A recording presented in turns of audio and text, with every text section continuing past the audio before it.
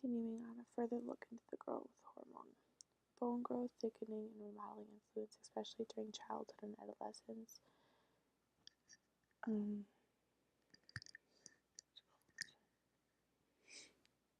Secretion high during first 2 hours of sleep can peak in response to vigorous exercise. Growth hormone levels decline gradually over age.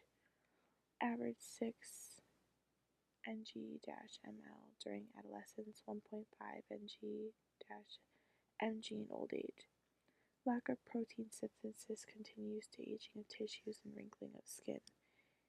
Age 30, average adult body 10% bone, 30% muscle, 20% fat. Age 75, average adult body 8% bone, 50% muscle, 40% fat. The pineal gland. Attached to the roof of the third ventricle beneath the posterior end of the corpus callosum, produces melatonin, the hormone. After age 7, it undergoes involution or shrinking. It doesn't stop working, just gets smaller. Down 75% by the end of puberty. Tiny mass of shrunken tissues in adults may synchronize physiological function with 24-hour circadian rhythms of daylight and darkness, synthesizes melatonin from serotonin during the night, fluctuates seasonal with changes in daylight, may regulate time of puberty in humans. Seasonal affect disorder occurs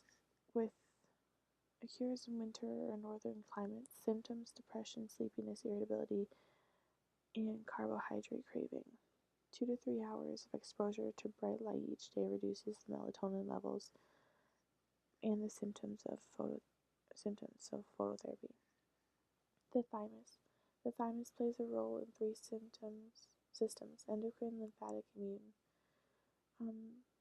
Bilobed gland in the mediastinum superior of the heart goes through involution of puberty. Site of maturation of T cells important in immune defense. T cells are white blood cells. Secretes hormones, the thymoprotein, thymosin, and thymolin, that stimulate development of the lymphatic organs and activity of the T lymphocytes. The thyroid gland, largest endocrine gland, composed of two lobes and an isthmus below the larynx. Dark reddish-brown color due to rich blood supply. Thyroid follicles, sacs that compose most of thyroid containing protein-rich colloid. It's made up of follicular cells, simple cuboidal epithelium that lines follicles and is filled with fluid. Needs iodine from diet, so you can get that from sea salt or seafood. Secretes the thyroxine because of the 4 iodine atoms, so it's T4, and the triiodothyronine is T3. It increases the metabolic rate, O2 consumption, heat production, chlorogenic effect, appetite, growth hormone secretion, alertness, quicker reflexes. Parafollicular C or clear cells secrete calcitonin, which reduce the calcium levels with rising blood calcium. Stimulates the osteoblast activity and bone formation. Thyroid follicles are filled with colloid and lined with simple cuboidal epithelial cells, follicular cells. The parathyroid glands, usually 4 glands partially embedded in posterior surface of thyroid gland, can be formed from as high as the hyoid bone to as low as the aortic arch. Secreted parathyroid hormone increases blood calcium levels, promotes synthesis of calcitrol, increases absorption of calcium, decreases urinary excretion, increases bone reabsorption. The adrenal glands. Small gland that sits on top of each kidney. They are retroperitoneal, like the kidney. Adrenal cortex and medulla formed by merger of 2 fetal glands with different origins and functions. So the 2 parts are the cortex and the medulla. The adrenal medulla is the inner core, so 10 to 20% of the gland, has dual nature acting as the endocrine gland and the sympathetic ganglion for the sympathetic nervous system. Innervated by sympathetic preganglion fibers, so it's a stressor. Consists of modified sympathetic postganglionic neurons called chromaffin cells. When stimulated, released catecholamines, so epinephrine or norepinephrine, and a trace of dopamine directly into the bloodstream. Effect is longer lasting than neurotransmitters. It increases alertness and prepares body for physical activity. Mobilizes high energy fuels, lactate, fatty acids, and glucose. Glycogenolysis and gluconeogenesis boost glucose levels. Glucose sparing effect because inhibits insulin secretion. Muscles use fatty acids, saving glucose for brain. The actions are increasing blood pressure, heart rate, blood flow to muscles, pulmonary airflow and metabolic rate, decreases digestion and urinary production. The adrenal cortex surrounds the adrenal medulla and produces more than 25 steroid hormones called corticosteroids or corticols. Secretes steroid hormones in 3 layers of the glandular tissue. The 3 groups are called the zonas, and then they each do a hormone. So the first one, the outer layer, it's thin. It's zona glomerulosa. It secretes the mineralocorticoids. The cortex regulates electrical balance. Aldosterone stimulates the sodium retention and potassium excretion.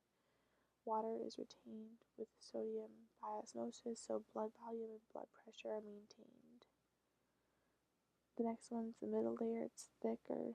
It's the zona fasciolata, secretes glucocorticoids, cortisol. Regulates metabolism of glucose and other fuels, especially cortisol. Stimulates fat and protein catabolism, gluconeogenesis, and release of fatty acids and glucose into the blood. Helps body adapt to stress and repair tissues. Anti-inflammatory effect, become immune suppression with long-term use, but it's also bad in the long run.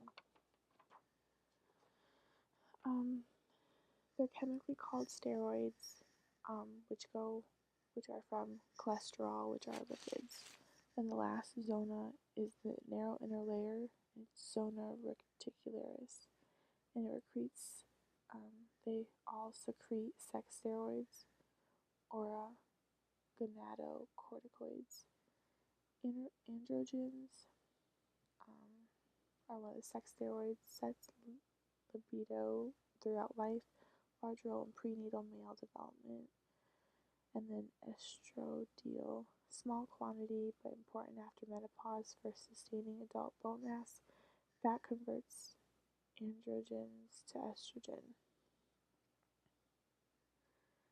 The pancreatic islets are islets of Langerhans, both exocrine and endocrine. Exocrine into duct, endocrine into bloodstream. They make 3 different hormones. Glucagon, secreted by the alpha cells or A cells, released between meals when blood glucose concentration is falling, so the result is it increases the blood glucose levels. It's not going to happen directly after a meal. It takes like 3 or 4 hours. In liver, stimulates gluconeogenesis, gluconeolysis, and release of the glucose into the circulating, raising blood glucose level. In adipose tissue, stimulates fat catabolism and release of free fatty acids. Glucagon also released into rising amino acid levels in blood, promotes amino acid absorption and provides cells with raw material for gluconeogenesis.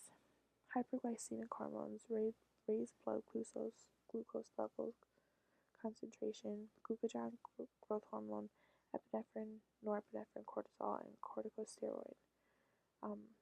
Means more sugar in your system.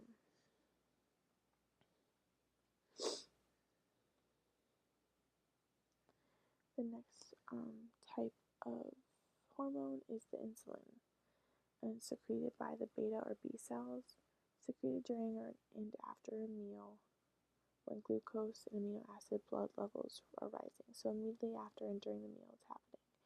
Stimulates cells to absorb these nutrients and store them, metabolize them, lowering blood glucose levels. Promotes synthesis, glycogen, fat, and protein. Suppresses use of already stored fuels. Brain and liver, kidneys, and RBCs absorb glucose without insulin, but other tissues repair insulin. Insufficiency or inaction is caused by diabetes mellitus. The next two aren't really important. They're hormones. The somatostatin, secreted by D cells, gastrin, secreted by G cells, which are in the stomach. The gonads. Ovaries and testes are both endocrine and exocrine. Exocrine product whole cells, ovum and sperm. So the ducts, the cytogenic glands. Endocrine product gonadal hormones, mostly steroids. Ovarian hormones, estradiol, progesterone, inhibin estrogen. The testicular hormones, testosterone, weaker androgens, estrogens, and inhibin.